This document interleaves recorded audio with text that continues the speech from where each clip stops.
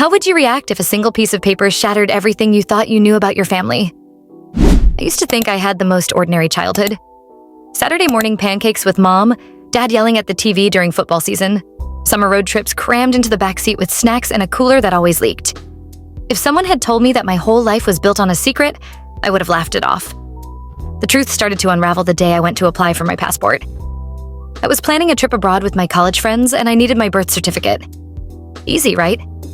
Except when I handed over the faded document at the clerk's desk, she frowned, looked at her computer, then looked at me like I'd handed her a counterfeit dollar bill. "There's an issue with this," she said carefully. I laughed, nervous. "What, did I spell my own name wrong?" She shook her head. "No, it just doesn't match the record." That night, I asked mom and dad about it. I expected them to brush it off, maybe say it was a typo or some mix-up at the county office. But instead, they sat down on the couch, holding hands so tightly their knuckles were white.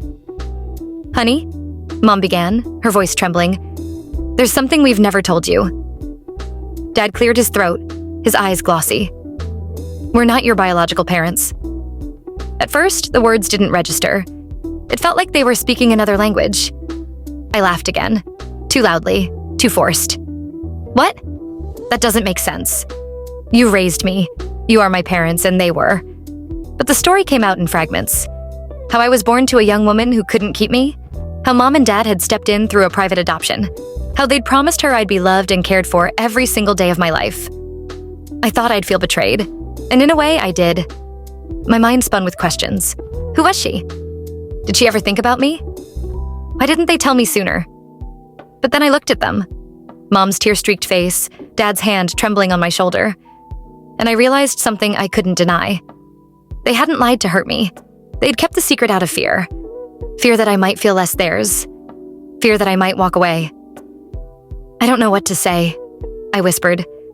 "You don't have to say anything," Mom said, clutching my hand. "Just know this. You are our child. In every way that matters," and she was right. Biology didn't erase the countless scraped knees they bandaged, the bedtime stories Dad made up on the fly, the lessons, the hugs, the unconditional love. It took me time to process. And yes, I searched for answers about where I came from. But no matter what I found, my home was still the same. Because family isn't just blood. Family is who stays, who chooses you every day. And in that living room with my parents' arms around me, I realized I had been chosen and loved all along.